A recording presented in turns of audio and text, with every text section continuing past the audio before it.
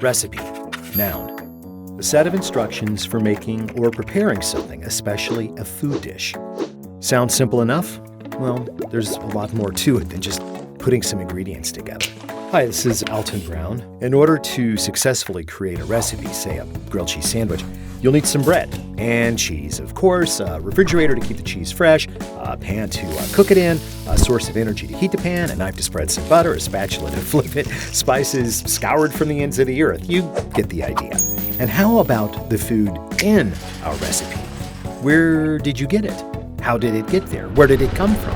What sources were needed to grow it, produce it, package it, preserve it? It's a complicated and intricate network of processes to get a simple grilled cheese sandwich on the table. But earthbound humans have done a pretty good job of putting systems in place to get it all done. But what about spacebound humans? Difficulty and distance aside, astronauts on the International Space Station eat quite a healthy diet of fresh and freeze-dried foods thanks to semi-regular shipments originating from Earth.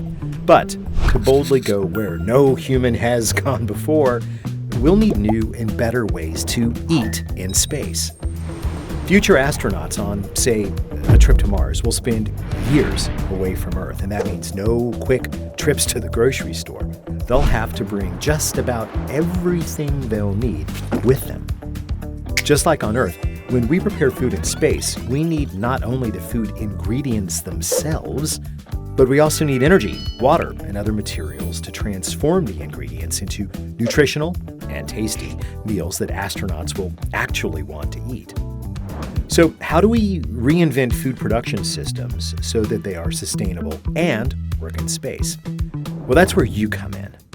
NASA and the Canadian Space Agency launched competitions, the Deep Space Food Challenge. They're offering prize money for anyone who can come up with novel ways to keep our astronauts fed on future long-duration space exploration missions. What's really cool, aside from feeding interplanetary humans, is that these space-based food solutions could have transformative impacts on Earth's food systems, helping to resolve food insecurities and scarcities across our own planet. The Deep Space Food Challenge. Pretty big stuff. Hello and welcome. My name is Taylor Goodwin, and I am so excited to be hosting today's special programming where we will celebrate the winners of NASA's Deep Space Food Challenge. As we just heard from celebrity chef Alton Brown, NASA invited the public to develop food production systems to provide nutritious and tasty meals for future astronauts on deep space missions. Now, NASA Administrator Bill Nelson is here to tell us just how important this is. Hi, I'm Bill Nelson, and NASA is really excited to celebrate the winners in the first phase of our Deep Space Food Challenge. We need to design food to help us when we go to Mars. And the designs developed to help feed our astronauts on these very long duration missions, they're really innovative. To give you just a glimpse, for example, some designs used ingredients to create a ready-to-eat food such as bread. Others dehydrated powders that could be processed into more complex food products. Others involve cultivated plants and fungi, or engineered and cultured food, such as cultured meat cells. Technology really drives exploration at NASA, and we need this technology as our astronauts explore the heavens. Concepts from around the world let us explore new ideas, fueling this innovation as we venture further out. Congratulations to our winners. Let's get at it and let's taste some of these creations. As you can imagine, it takes a lot of work and support to get a challenge of this magnitude off the ground. That's why NASA partnered with the Methuselah Foundation to help execute the challenge and support the teams. Now, I'd like to introduce you to the Methuselah Foundation's Program Director, Dane Goebel, and Communications Director, Florina Goebel, to hear a bit about their involvement in NASA's Deep Space Food Challenge. Thanks, Taylor. It has been a great privilege for the Methuselah Foundation to partner again with NASA Centennial Challenges, this time on Phase 1 of the Deep Space Food Challenge. We are so excited to see such diverse, innovative teams rise to meet the challenges of food production and nutrition here on Earth, and of course for the future of humanity as we venture deeper into space. Not only is nutrition foundational to human health and longevity, but we have the opportunity here to accelerate solutions that may actually move the needle for world hunger and food insecurity. This is a critical international initiative, especially as world leaders now gather at COP26 to discuss climate change and sustainable food production as a crucial part of that equation. So, to kick off the first of the awards today, I'd like to introduce two very special guests, entrepreneur and celebrity chef Martha Stewart and retired NASA astronaut and former commander of the International Space Station, Scott Kelly. We were so happy to work with these two uniquely qualified experts to review our international submissions and identify who they thought brought the most innovative food production solutions to the global table. And here to share her choice for the Methuselah Prize for International Innovation, our friend, Martha Stewart. It's probably no secret to all of you that good food, good living, and good nutrition is very, very important to me. What many of you might not know that space, too, and its exploration is also something that I'm very interested in. With that comes the possibility of good food for those long space journeys. And that's what the Deep Space Food Challenge is all about. I'm also honored to announce a $25,000 prize sponsored by the Methuselah Foundation.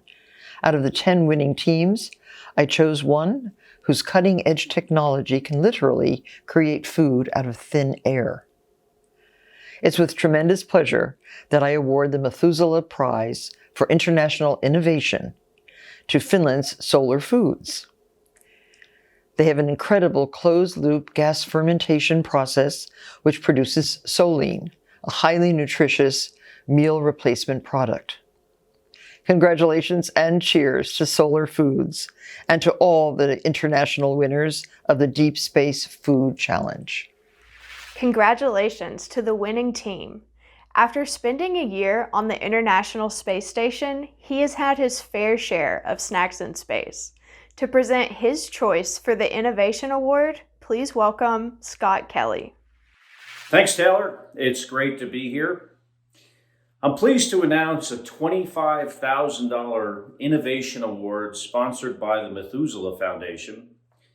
Out of the 10 winning international teams, we chose a team who designed a dynamic plant growth system that fully adapts itself to the natural life cycle of the plants it produces. This results in an additional 40% yield compared to systems of comparable volume. If you like salad, you're going to love this team. It's with great pleasure that I present a $25,000 Methuselah Prize for International Innovation to Enigma of the Cosmos, an Australian collaboration with the Paul Bocuse Institute for their adaptive growing platform. Congratulations. Now let's turn to our colleagues up north. As we look at the history and the future of space exploration, it is clear that international collaboration is key. NASA and the Canadian Space Agency are running parallel competitions, with each managing its own teams and providing its own prize purse. Now, let's hear from our Canadian friends. Hi, I'm Lisa Campbell, President of the Canadian Space Agency. We're proud to work with Impact Canada and NASA on the Deep Space Food Challenge. New food production technologies are vital to our future in space exploration. These will not only help astronauts living off the planet, but will also help people living in harsh environments, like in Canada's north. I'm looking forward to seeing these great ideas become a reality. Hi, I'm Rodney Galley, head of the Impact Canada team at the Privy Council office. Impact Canada is all about catalyzing Canadian ingenuity, with a relentless focus on delivering real outcomes for Canadians. We're always on the lookout for bold new ideas. Under this challenge, Canadian innovators have been mobilized. They're ready to tackle the issues that affect us in space but also right here at home. To announce the semifinalists, I'm pleased to welcome members of the Canadian jury panel. Hi, I'm Chris Hadfield, astronaut and space station commander, but I'm also the co-chair of the jury for the Canadian stream of the Deep Space Food Challenge. And let me tell you, going through all of these different ideas was a real treat in itself. Hi, I'm Lynn Crawford, chef and restaurateur. As a jury member, I can tell you some of these technologies were really out of this world. Our first winner to be moving on to phase 2 is Peapod Technologies. The Peapod is a precision automated plant growth environment, and it's able to generate unique conditions to grow really any type of plant. Congratulations. Up next from Canna Compost Systems, the Outpost, which uses black soldier fly larvae and microbiota to produce nutrient-rich organic compost and animal protein within an automated system. An amazing idea. Our next winners from Concordia University's iGEM team will use a yeast strain that they call Astro Yeast to specially adapt to the space environment. The yeast will be a vehicle for nutrients and flavor, which is especially important in space where all of our senses of taste are reduced due to the microgravity. Flavor is paramount anywhere in the galaxy, Chris. Our two next teams hail from the same corner of the cosmos, McGill University in Montreal. First up, the Cricket Rearing Collection and Transformation System, which is designed to raise tens of thousands of protein-rich crickets to help support astronauts' nutritional needs. Another McGill team was also selected for their Inspira photobioreactor technology, aiming to use energy-efficient lighting to cultivate microalgae and create an edible gel. Congratulations to the CanGrow team from Ecoation Innovative Solutions. They're hoping to grow a wide variety of foods, including strawberries, cherry tomatoes, and even space bacon in their modular polyculture food production system. The Alga Bloom team is also moving on to phase 2. Congratulations. Their cultivation system will use microalgae to produce foods with different nutrient profiles and flavors and textures. When it comes to food, it's always great to have options. The team from the University of Guelph certainly knows that. Their idea, called Canada Growth Options for Outer Space Environments, is designed to push the boundaries of high-density crop production. From NobleGen Inc., the SEUPS, or SOUPS project, uses safe microbes to upcycle human waste into feedstock for growing food. Congratulations, NobleGen. And finally, a team from the University of Waterloo has designed an innovative rack system which uses minimal water and energy to grow highly nutritious microalgae. My sincere congratulations to all of our winners. And you know, Lynn, we received excellent submissions from so many teams all around Canada. I thank all of the participants for their hard work. But now it's time for these teams to build their prototypes. I can't wait to see what they cook up during phase 2. Stay tuned.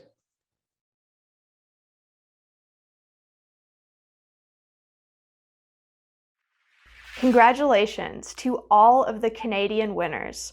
Across the globe, teams stepped up to show us what they can bring to the table. Back to introduce our international winners, please welcome Martha Stewart. It's very exciting to bring together innovators from all over the world who are trying to help with food insecurity here on Earth while innovating for travel outside the Earth's atmosphere.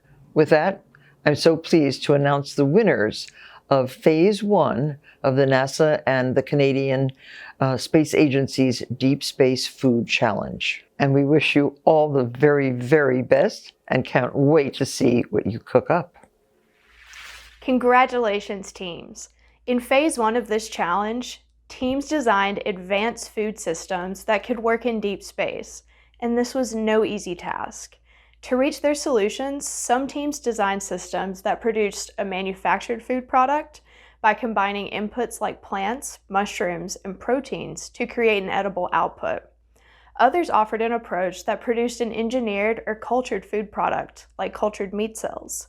Solutions like these could mean a variety of meals and snack options for future astronauts, possibly even customized for their individual nutritional needs. Now, we have more winners to introduce. For the inside scoop, let's get Scott Kelly's perspective. When I spent nearly a year aboard the ISS, I cared for 2 crops in the veggie plant growth facility, red lettuce and orange zinnia flowers. I learned a lot about the challenges of growing plants in microgravity. Some of these plants were also used to supplement our diet of space food, as well as the fresh fruits and veggies from Earth. But in addition to what these plants provided in terms of nutrition and research opportunities, caring for these plants boosted the morale and well-being of the crew. Growing, preparing, and eating good food makes you feel connected to home. While the food aboard the ISS was sufficient, there's always room to grow. As we leave low Earth orbit and journey further into space, our food systems will have to radically adapt to challenges greater than ever before, both during transit, when we arrive on the surface of the moon, and in time when we visit Mars. The Deep Space Food Challenge couldn't come at a better time, and I'm pleased to see all the innovative work being done in the U.S. and abroad to solve these challenges. With that, I'm proud to present the winning U.S. teams for Phase 1 of the NASA and Canadian Space Agency's Deep Space Food Challenge, as seen on the screen. For the complete list, please visit deepspacefoodchallenge.org. Each team will be awarded $25,000 by NASA. Congratulations to all the winners and participants of the Deep Space Food Challenge. Congratulations to all the winners. Another approach teams took for their food production systems focused on plant growth solutions. These solutions could offer new ways to grow and cultivate plants in space, including optimizing growing conditions, customizing the timing of when each specific crop will be ready to eat, and determining the best combination of crops to fit the needs of the crew. Coming up with a design for a food production system to sustain a crew in space or provide for a terrestrial community here on Earth is really hard.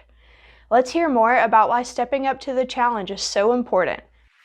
This challenge is near and dear to my heart because I love food. In my experience as a military pilot and astronaut, food brings us together as humans and provides us comfort when we're far from home. It's a perfect challenge to crowdsource because we can tap into the creativity of all of humanity on what is essentially a deeply human problem. Today, we see massive food processing plants and factories that produce the food that gets delivered to our grocery stores. But shrinking that down to something that can fit on a rocket and still provide variety and palatability is of the utmost importance. Astronauts need food that is nutritious, but it has to taste good or they won't eat it. On each of my 3 flights to space, we talked about food all the time. One of the interesting things is your tastes in space can change from the way things taste on the ground. So we used to trade our food sort of like kids do in a cafeteria. It was really important to find something that you really liked. I'm thrilled that we have so many winners in this competition because there are many creative ideas out there that can help us to solve this challenge. And the ultimate solution will combine existing NASA work with new approaches and technologies that our winners are quite literally bringing to the table. It's going to take all of us working together to solve this challenge, so we thank everyone who participated for your contributions. I'm inspired not just by the hope of successfully sustaining astronauts in space, but also by the hope that this technology can also benefit life here on Earth. When we think of areas hit by a disaster or places where resources are extremely limited, the thought of bringing in food production technology to sustain a local population is powerful and potentially life-saving. These winning designs will certainly help NASA, but we hope the designs can fuel innovation right here at home on Spaceship Earth. While we're celebrating our winners, we can't forget about all the other individuals and organizations that made this competition possible.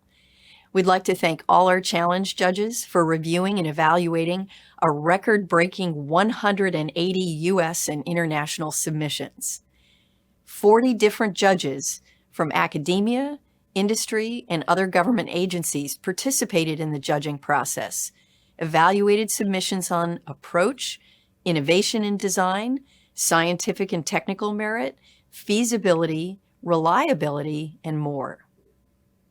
We'd also like to recognize our good friends at the Canadian Space Agency.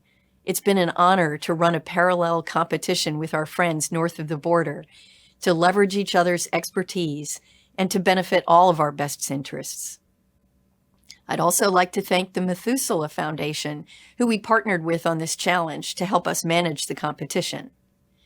And finally, we'd like to recognize the Space Grant Consortiums in Florida and Puerto Rico, who hosted an education event a few weeks ago, highlighting NASA's work to advance food in space. We'll see a bit more of that event in the program today. Thanks for teaching students how they can become a part of NASA's mission. A hearty congratulations to the winners of this challenge. We encourage you to learn more about our winning teams and their technologies at the link on the screen. On October 12th, the University of Central Florida and the Space Grant Consortia of Puerto Rico and Florida invited students, teachers, scientists, and astronauts to a virtual event to discuss growing and eating food in space. Former astronaut Jose Hernandez joined the event to answer questions from students who are exploring deep space food solutions of their own in the Institute of Competition Sciences Plant the Moon Challenge. Let's see what message Jose had for these aspiring explorers. You guys are the ones that are at your age are the ones that are actually going to get to go to Mars, because I think we're still a good 15, 20 years from now. And 15, 20 years from now, you guys are going to be, who are the ones working at NASA, you guys are going to be the astronauts. We're going to be all retired in our wheelchair watching on TV of you guys blasting off into Mars, and it's going to be so exciting. But those are the things that we have to overcome to go to the moon and to go to Mars. But one of the most important one is the fact that we need a sustainable food source, because we have to eat 3 square meals a day, and you got to feed this internal engine when you're out there. And growing our food is a fundamental importance. So this is why this NASA Food Challenge is so important. And I want to thank all of you for participating. And thank you to everyone who joined us at home today, and congratulations to all of the winning teams. For more information on how you can get involved with this or any other NASA challenge, please visit nasa.gov/solve. And stay tuned to see what's in store for NASA's Deep Space Food Challenge.